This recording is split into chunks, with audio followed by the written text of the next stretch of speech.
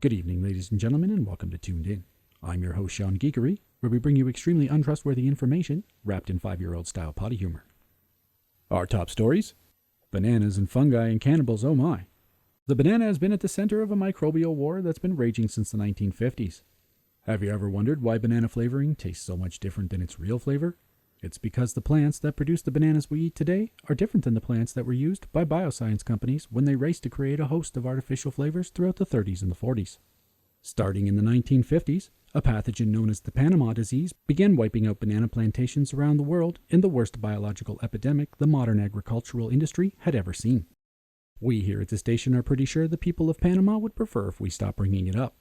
In response to this global attack, the banana industry systematically migrated farmers from the gross Michael trees that the deadly fungus was attacking to a cousin of the yellow phallic fruit-producing plant called the Cavendish, and thus the world's new banana taste was changed forever. Well, not for us. Cubanese tropical race 4, FOCTR4, is a soil-based disease that can be present in the ground up to 3 years after an infected crop is destroyed, and it's coming for your bananas. As it turns out, a cousin of the Panama disease is attacking our favorite cousin of the banana tree.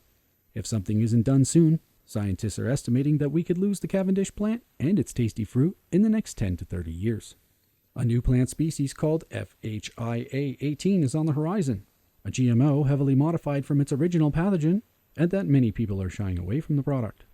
The Tooned In team hopes the founders of the replacement fruit fare better than John Williams did when he introduced the Cavendish plant throughout South America in the early 1800s.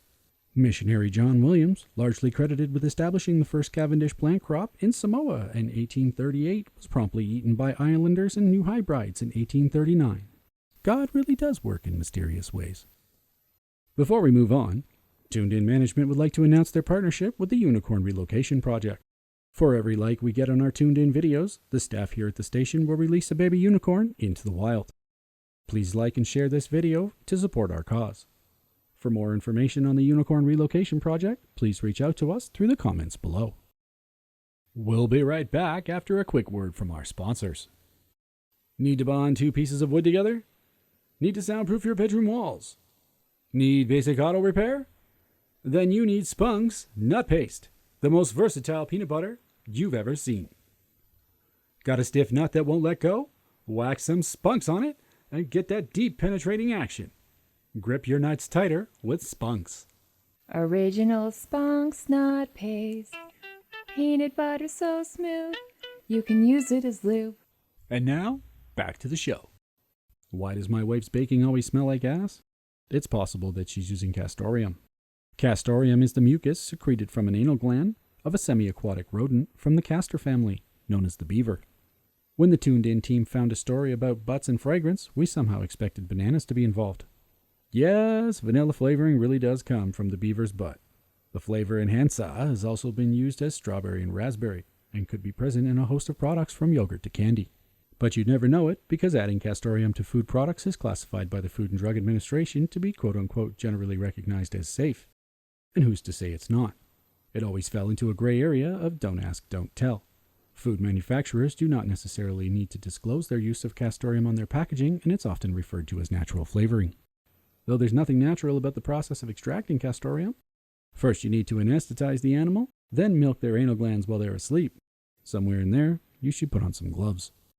In a 2013 interview with Snopes.com, Jennifer Crawford, a wildlife ecologist at Southern Illinois University, said, quote-unquote, you can milk the anal glands so you can extract the fluid.